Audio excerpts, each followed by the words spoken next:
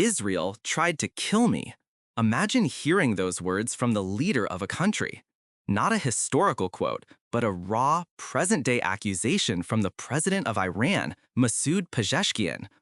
It's a statement that rips the veil off the clandestine world of espionage and transforms the long-running shadow war into a brutal, terrifying reality.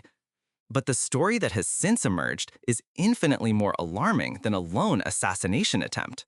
It's a narrative straight from a high-stakes spy thriller, detailing a surgical, audacious plan to decapitate the entire Iranian government by trapping them in a top-secret underground fortress, designed to be impregnable, but which was almost turned into their collective tomb.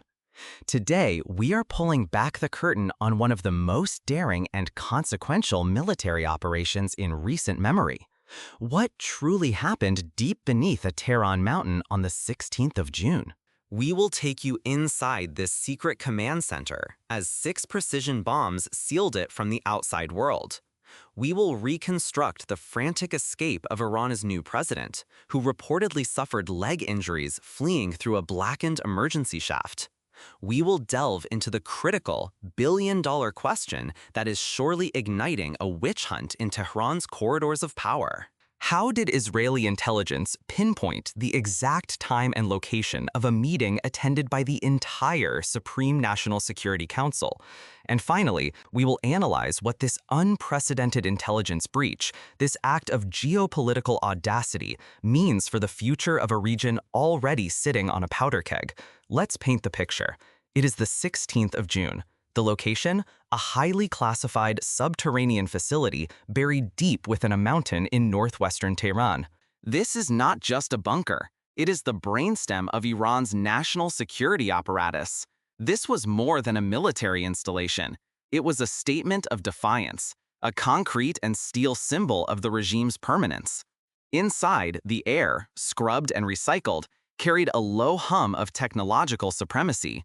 The glow of countless monitors displaying tactical data, satellite feeds, and secure communications channels reflected in the polished floors. These were the masters of Iran, the men who believed they were not just in a secure location, but in the most secure location on Earth, a sanctuary engineered to withstand a nuclear winter.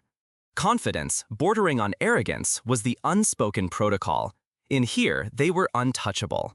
Here, in this sanctum of power, the Supreme National Security Council is convened for an emergency session. They answer only to one man, the Supreme Leader. At this meeting, they are charting the course of a 12-day war already raging with Israel. And at the head of the table sits Pezeshkian, the new president, a man who has barely had time to settle into his office.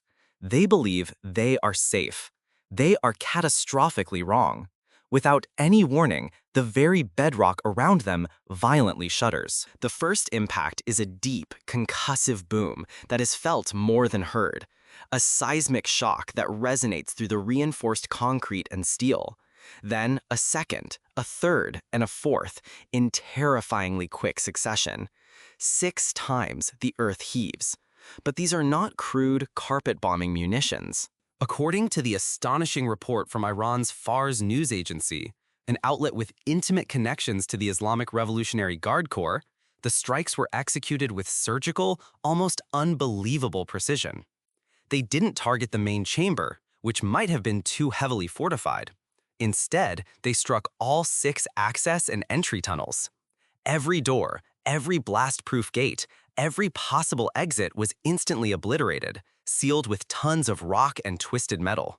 Simultaneously, the power grid fails, plunging Iran's leadership into a primal, absolute darkness. The humming life support systems, the ventilation that feeds them precious oxygen from the surface, sputters and dies. The air immediately grows heavy, stale. The temperature begins to rise. In a matter of seconds, their impenetrable fortress has become a sealed tomb. In that suffocating blackness, chaos reigns. These are the men who command armies, who plot geopolitical strategy on a global scale, but in this moment, they are reduced to a primal struggle for survival, trapped hundreds of feet beneath the earth. Their technological superiority, their military might, is useless. But there was one final contingency, a slim chance, an emergency escape shaft, a feature designed for the most unthinkable of scenarios, a narrow, vertical tunnel leading to the surface. The reports describe a desperate, frantic scramble in the dark. It was here, during this chaotic flight, that President Pezeshkian is said to have sustained injuries to his legs. The image itself is a propaganda victory for his enemies. The newly inaugurated president of the Islamic Republic, wounded and vulnerable, forced to crawl his way to safety through a claustrophobic passage while his nation's greatest adversary celebrated a direct hit on its command structure. He and the others eventually reached the surface, gasping for air, but the psychological wound was far deeper than any physical injury. The message from Israel was clear, delivered with the force of 6 tectonic blasts. We can reach you anywhere. No one is safe. Your deepest secrets are known to us. The detailed Fars news agency report hangs in the air, uncorroborated by independent sources. Israel has maintained a disciplined, strategic silence, a policy of ambiguity that only amplifies the psychological pressure on Tehran. This forces the world, and more importantly, Iran itself, to grapple with the terrifying implications of the report. The silence is a form of warfare in itself. President Pezeshkian, who ran on a platform of reform and outreach, has been thrust into the heart of a crisis that would test the most seasoned hardliner. His public accusation last week that Israel tried to kill him wasn't just a political statement. It was the cry of a leader whose presidency began under the shadow of an enemy's crosshairs. In response, Israeli Defense Minister Israel Katz offered a masterclass in political deflection. He stated that regime change had not been a goal of the war. Note the careful, deliberate wording. He didn't deny the attack. He didn't deny the intelligence. He simply disavowed the ultimate intention, a denial that offers zero comfort to Tehran.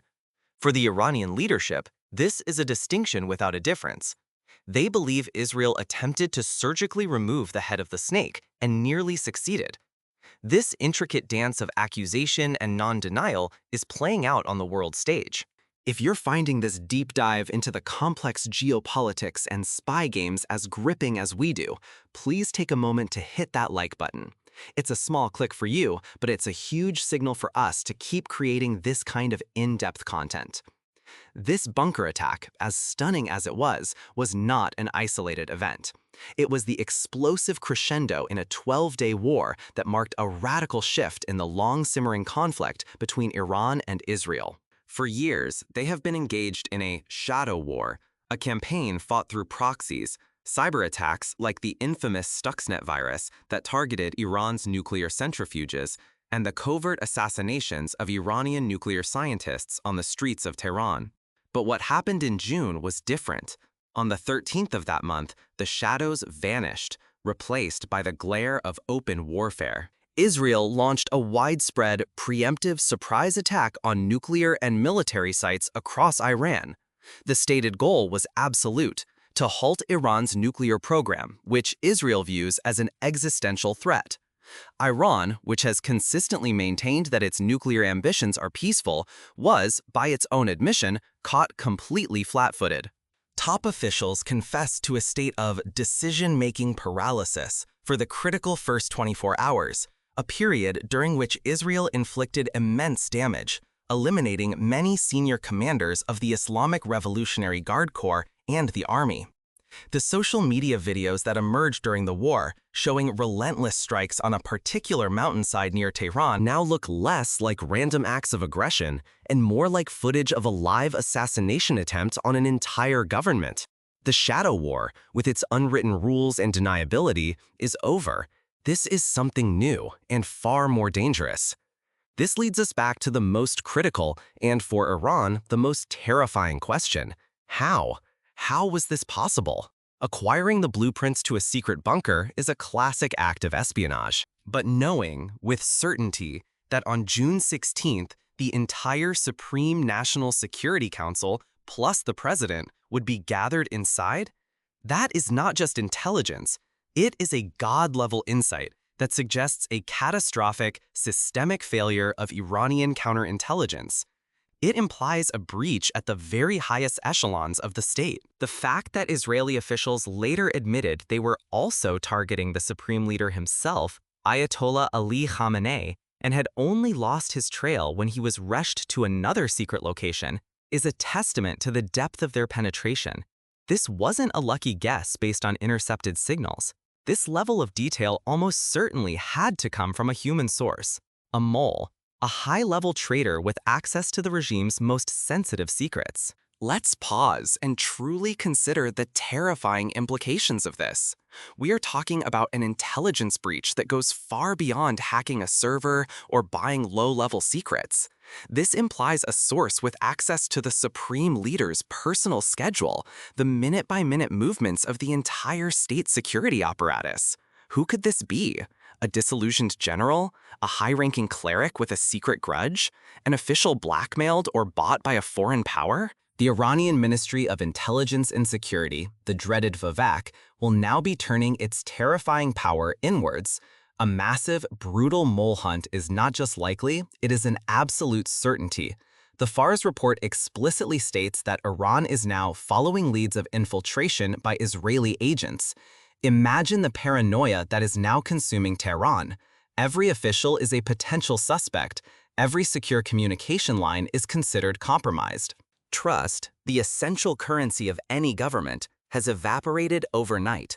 Who can you trust when your enemy seems to be sitting at the table with you, wearing a friendly face?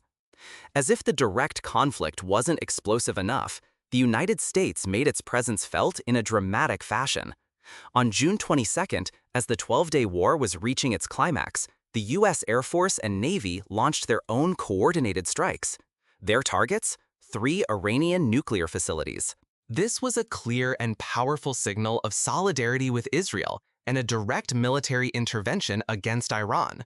Following the operation, then-President Donald Trump, in his characteristically bombastic style, declared that the U.S. strikes had obliterated the facilities. While later assessments from within his own intelligence community were more measured, suggesting the damage was significant but perhaps not total, the political message was what mattered. The attack demonstrated that the U.S. was not a mere bystander. It was an active participant, willing to use its overwhelming military might to enforce its policy of preventing a nuclear Iran. This American intervention internationalized the crisis, raising the stakes for everyone and leaving other global powers, like Russia and China, to watch from the sidelines as the rules of engagement in the Middle East were violently rewritten. This puts President Pezeshkian in an impossible position. He came to power as a relative moderate, a reformer who spoke of dialogue and de-escalation. He was meant to be a new face for Iran, one that could potentially ease tensions with the West. But how can a leader speak of peace when he himself has been targeted for assassination? How can he preach moderation when his military and hardline factions are baying for blood, demanding a spectacular and forceful response to restore the nation's honor? He is now trapped between the expectations of his electorate and the furious demands of the deep state. Any move towards conciliation will be seen as weakness, a betrayal of the nation. Any move towards aggressive retaliation risks a catastrophic, all-out war that could destroy his country. His presidency, barely begun, is now defined by this single violent event. So let's assemble the pieces of this staggering puzzle. A new president wounded in an attack on his own secret command center. An entire government leadership nearly suffocated in a subterranean trap. The supreme leader himself forced into hiding. A brutal 12-day war that shredded the old rules of the shadow war. And at the center of it all, a jaw-dropping Israeli intelligence coup that suggests a deep rot of espionage within the Iranian regime. This isn't just a news story, it's a paradigm shift in a conflict that threatens to engulf the entire region. The auras of invincibility and security that the Iranian regime projects have been shattered. The enemy is not just at the gate, they are inside the house. The web of intrigue and the geopolitical fallout from these events are incredibly complex and are still developing.